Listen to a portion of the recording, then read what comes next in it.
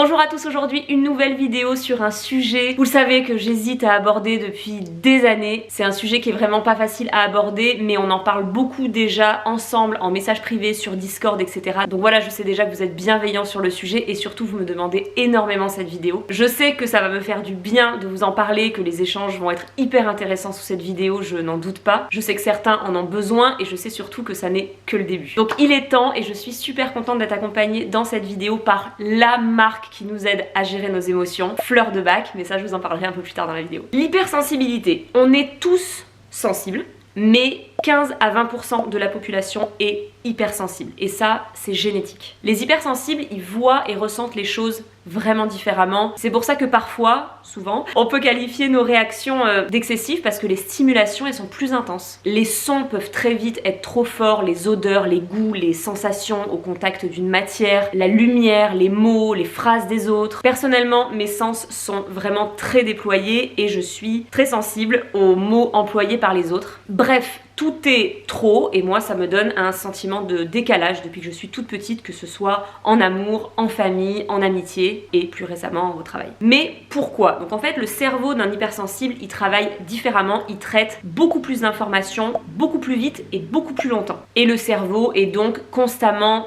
je dirais, en surchauffe et c'est ça qui est fatigant et stressant. Ça donne très souvent des gens très enthousiastes mais aussi qui vivent des montagnes russes en une seule et même journée. Quand ça va vraiment bien et ça se voit, et quand ça va pas, ça peut très vite pas aller du tout. Et tout ça, je vous le disais, dans la même journée. Comment mieux vivre? Déjà, je voulais vous parler de la prise de conscience. Beaucoup s'auto-diagnostiquent et c'est une étiquette qu'on se donne assez facilement ou pas d'ailleurs, mais moi je fais partie des gens qui répondent: et alors? Moi, le jour où j'ai été diagnostiquée hypersensible et au potentiel, mais ça on en parlera dans une autre vidéo, j'ai pleuré de soulagement. C'est une étiquette qui m'a fait du bien, qui m'a rassurée. Tout d'un coup, j'étais plus si seule et si étrange et j'ai même trouvé du sens et des réponses dans mon passé, dans mon enfance. Se découvrir hypersensible, c'est pas une étiquette ou une case dans laquelle on va vous mettre, c'est plutôt comprendre enfin qu'on n'est pas seul. Du coup vient ensuite l'acceptation, accepter. C'est déjà hyper dur au quotidien, donc l'acceptation elle est hyper importante. Et ne pas chercher à le cacher et surtout ne pas chercher à être comme les autres parce que ça sera jamais possible. Moi très longtemps, j'ai refusé en bloc ma sensibilité et même mon intuition. J'associais ça à de la fragilité, je me refusais de pleurer par exemple, donc c'était très angoissant pour moi d'imaginer aller au cinéma et que le film se termine mal et que je puisse pleurer devant quelqu'un ou même pleurer devant un psychologue, donc j'ai mis très longtemps à accepter d'aller voir un psy parce que voilà, je pourrais pleurer devant un inconnu. Et vraiment l'idée de pleurer devant quelqu'un, voilà, j'avais du mal avec ce lâcher prise quoi. Et je préférais me dire que non, je n'étais pas sensible. Pourtant je l'étais, j'étais même colérique quand j'étais petite et ma mère elle avait trouvé quelque chose, c'est que elle me faisait un gros câlin très fort, pas un mot, juste un gros câlin très fort jusqu'à ce que je redescende. Vous voyez, elle faisait redescendre la cocotte minute. Du coup mon premier travail ça a été d'accepter qui j'étais, d'accepter ma sensibilité, mon intuition, mes réactions, mon trop plein d'émotions et que tout ça, ça n'est pas un défaut. Surtout que je sais que quand on est hypersensible, on se concentre facilement sur les mauvais côtés, mais les hypersensibles, ils ont de très belles qualités. Les sens sont développés, donc ils sont intuitifs, ils sont créatifs, passionnés. En fait, ils ont des super pouvoirs, comme on entend souvent, j'aime bien. Et l'étape suivante est s'informer. N'hésitez pas à vous informer, se comprendre, se connaître soi-même, mais les autres aussi. La tolérance, la bienveillance entre nous et les autres, ça aide tellement. Sous cette vidéo, je vous mettrai des livres, des podcasts, des vidéos, des musiques qui m'ont beaucoup aidé. Le premier livre que j'ai lu sur l'hypersensibilité, c'est Trop intelligent pour être heureux. Je m'en souviens très bien, je pense que j'avais 28-29 ans. J'ai tellement pleuré. Je pense que j'ai pleuré à chaque page. À chaque fois je dis ça, mais j'avais l'impression d'avoir entre mes mains un mode d'emploi, mon mode d'emploi. Donc déjà ça voulait dire que ça existait. Et ça c'était inespéré et forcément ça voulait dire que ça allait m'aider. Alors par contre ce livre il est écrit pour ceux qui vivent avec une ou un hypersensible, mais j'ai trouvé ça bien que ce soit écrit, j'ai envie de dire, dans l'autre sens parce que ça m'a fait aussi réaliser comment pensent et ressentent les autres. Bref, vous l'aurez compris, celui-ci je vous le conseille à 100%, mais je vous aurais mis plein d'autres infos sous la vidéo. Comment gérer ce trop plein d'émotions? C'est bien beau, voilà, je vous ai parlé un petit peu de comment je ressens les choses, mon parcours, etc. Je voulais vous apporter quelques solutions, parce que oui il y en a, pour gérer ce trop plein d'émotions. La solitude. Je vais parler pour moi, mais vous me direz si vous vous reconnaissez. Je suis une véritable éponge, donc j'absorbe les énergies, les émotions des autres. Et du coup, ça fait beaucoup d'infos et d'émotions tous les jours. Et ça me fatigue énormément, c'est même de pire en pire. J'ai découvert il y a peu de temps, je le ressentais, mais j'ai mis un mot là-dessus, que j'étais introvertie. J'ai toujours cru que introvertie, ça voulait dire timide, mais pas du tout. Introvertie, ce sont les gens qui ont besoin d'être seuls pour recharger leur batterie. Alors que, à l'inverse, quelqu'un d'extraverti, quand ça va pas, quand il a besoin de se recharger, il a besoin d'être en groupe, d'être avec du monde, d'être dehors. Moi, c'est tout l'inverse. Du coup, quand j'en ai besoin, je prends ce temps avec moi-même, ce temps toute seule, et je n'en ai jamais autant eu besoin. C'est vraiment vital. Là, pour vous dire, je tourne cette vidéo, ça fait 4 jours que je suis chez moi et je le vis hyper bien.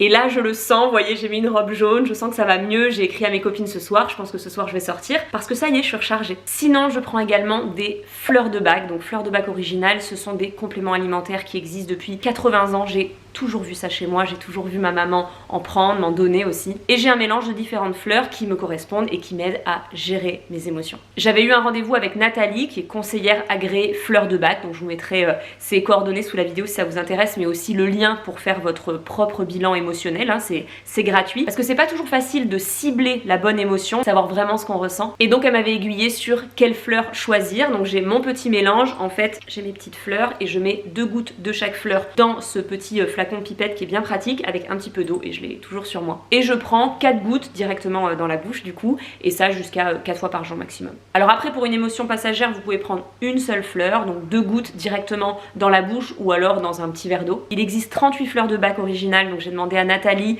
de nous aider, voilà, de nous donner des fleurs qui pourraient aider les émotions d'un ou d'une hypersensible. Je vous le remettrai sous la vidéo, mais les 3 dont elle m'a parlé, c'est la fleur walnut noyée. Si vous avez par exemple l'impression que le changement n'est pas facile pour vous et que vous avez envie de mieux le vivre. La fleur aspen tremble si vous avez des craintes sans raison et que vous avez envie de retrouver votre calme, votre tranquillité intérieure. Ou encore pour les émotifs, parce que ça vous m'en parlez souvent, la fleur Star of Bethlehem, donc l'étoile de Bethléem, pour vous aider du coup à pondérer votre émotivité. Ça marche aussi pour la sensation de tristesse quand vous êtes inconsolable. C'est juste des exemples, donc n'hésitez vraiment pas à faire votre bilan émotionnel ou contacter Nathalie, mais ce sont des produits que vous pouvez trouver très facilement dans votre pharmacie et sinon en ligne sur des plateformes comme Greenwiz. Autre conseil, s'exprimer. Aujourd'hui, je m'exprime vraiment davantage sur ce que je ressens. Je le fais avec là ou les personnes concernées, mais si c'est pas possible, si je sens que c'est pas le bon moment ou que ça va pas être bien perçu, pas être bien reçu, parce que j'aime pas le conflit, je m'exprime à haute voix. Comme ça, je suis sûre de me décharger un peu, voilà, j'avais des choses à dire, j'ai pas pu, par exemple dans ma voiture ou je sais pas, chez moi, ça fait un petit peu, je marmonne dans ma barbe, mais vraiment, mais il y a même des moments, je me mets devant le miroir et je dis tout ce que j'aurais aimé dire à la personne. Ça fait un bien fou, c'est sorti et au moins j'extériorise parce que moi, ma cocotte minute intérieure, elle peut exploser très vite. Et comme je suis du genre à ressasser dans ma tête toute la journée, des jours et des jours, il faut que ça sorte. Et aussi ce que j'ai trouvé comme moyen pour évacuer, c'est le sport. Ça c'est vrai que en faisant du sport depuis quelques années, je m'attendais pas à trouver ça, mais c'est, enfin quand on dit que c'est un exutoire, c'est vraiment vrai. Et si vous êtes hypersensible, allez-y, allez marcher, sortez, courez, faites du sport, mais le sommeil, je voulais vous parler du sommeil. Moi personnellement je dors beaucoup, je suis fatiguée tous les jours. Enfin, je suis pas quelqu'un de fatigué, mais les journées me fatiguent, donc j'ai besoin de dormir. Je le sais, je m'endors tôt, j'ai besoin de pas mal d'heures de sommeil. Moi les journées à rallonge, les longues soirées, c'est très compliqué pour moi parce que ça me demande beaucoup d'énergie. Donc voilà, je suis quelqu'un qui rentre tôt. Et c'est vrai, je fais rarement la fête tard, principalement pour cette raison. Du coup, je fais hyper attention à mon sommeil, à mon repos et j'ai la chance de m'endormir très vite. Je m'allonge, vraiment, je vous le dis, les journées sont fatigantes. Donc moi, quand je m'allonge, je m'endors et je dors profondément. Et je sais que c'est une chance parce que déjà il y a plein de gens qui ont du mal à dormir, mais aussi quand je vois tout ce que j'ai dans la tête et à quel point c'est tout le temps en surchauffe, je me dis que je pourrais avoir beaucoup plus de mal à m'endormir et surtout faire des insomnies. Mais c'est pas le cas, je touche de la peau de singe. Et je sais que cette qualité de sommeil, elle me sauve parce que c'est prouvé, un hypersensible il a besoin de plus de sommeil. Et je le vois quand je suis fatiguée ou à cause des hormones, les émotions elles sont beaucoup plus dures à gérer. Du coup je fais très attention à ça et c'est un de mes conseils aussi. De l'aide, je ne peux que vous conseiller de vous faire entourer, de vous faire aider. Moi je vois un psychologue depuis 2 ans que j'ai déjà vu aussi dans le passé. Je le vois une fois toutes les 2 semaines et vous pouvez vous faire aider d'un psychologue, mais ça peut être d'un sophrologue, acupuncture ou essayer le MDR. Et d'ailleurs si vous avez des expériences à partager, n'hésitez pas, faites-le en commentaire sous cette vidéo parce que je sais que ça pourra aider énormément de gens. Mais moi je suis très contente d'avoir trouvé le bon psychologue qui m'accompagne, qui me comprend. Ces rendez-vous 2 fois par mois sont hyper importants. Et avant de vous laisser, parce que je vous ai parlé d'hypersensibilité, je vous ai parlé de mes conseils, mais je voudrais vous parler des autres. Parce que j'ai dû, au travers des années, apprendre à m'entourer de gens positifs. Et ça, c'est la clé. J'ai trop longtemps été entourée de gens qui ne me comprenaient pas, ça déjà c'est un souci, mais surtout qui ne respectaient pas mes émotions. Et pourtant l'idée, en tout cas moi je me le refuse, c'est pas de se maîtriser face aux autres, mais c'est plutôt de se connaître, de comprendre les autres et chacun de faire preuve de tolérance et de bienveillance. Les autres envers nous, mais également nous envers les autres, parce qu'en fait on est tous différents. Et je sais que par exemple, on peut être là nous pour essayer de maîtriser nos émotions, mais en face, les autres peuvent tout à fait essayer de faire avec, de les comprendre et de les préserver. Je sais pas si vous êtes pareil, mais vraiment moi j'essaye toujours de me mettre à la place de l'autre, d'éviter le conflit, de choisir les bons mots, de pas froisser la personne. Ça vraiment, je fais toujours en sorte de froisser personne. Sauf que un hypersensible, un empathe, il est hyper souvent déçu. Du coup, je travaille vraiment pour aujourd'hui faire les choses pour moi, ce qui fait que je n'attends rien de l'autre en face. Mais c'est hyper dur. Par contre, il y a quelque chose sur laquelle j'ai travaillé, c'est mon côté Saint-Bernard, comme je l'appelle, à toujours vouloir sauver tout le monde. Sauf qu'on peut pas forcer quelqu'un à aller bien, à aller mieux, à être sauvé. C'est vraiment une difficile constatation, réellement. Mais depuis que j'ai fait ce constat et depuis que j'ai réalisé ça, ça fait du bien d'être détachée de cette mission. Et surtout, aujourd'hui, je sais ce qui ne me correspond pas, les gens qui ne me correspondent plus, et j'ai arrêté de m'imposer ça. D'ailleurs, le plus grand travail de mes 30 ans aura été d'apprendre à dire non. Et par exemple, je sais aujourd'hui que les week-ends, les soirées en groupe, c'est très fatigant pour moi. Je le vis hyper mal, ça me demande beaucoup d'énergie, de concentration presque. Et je vais me sentir hyper seule alors que je suis hyper entourée. Je pense que vous comprendrez ce sentiment. Du coup, à chaque fois, mon premier réflexe, c'est de me mettre à l'écart. Et personne comprend. Donc j'évite juste maintenant de me l'imposer, d'être face à ce genre de situation. Parce que je ne veux pas attendre que les autres changent, ils n'ont pas à s'adapter à moi. Et moi, je changerai pas, je suis comme ça. Alors oui, être hypersensible, c'est fatigant. C'est une adaptation de tous les jours, mais ce sont aussi des super pouvoirs quand on les connaît mieux, et surtout je sais que ne pas se sentir seul, ça aide énormément. Alors j'espère vraiment que cette vidéo vous aura aidé à comprendre des choses, des réactions, qu'elle vous aura peut-être permis de mettre des mots sur des petits détails mais qui pourtant font toute la différence. Vraiment, échangeons sous cette vidéo, je sais que ça peut aider, encore une fois, de ne pas se sentir seul et de reconnaître des témoignages, de reconnaître des situations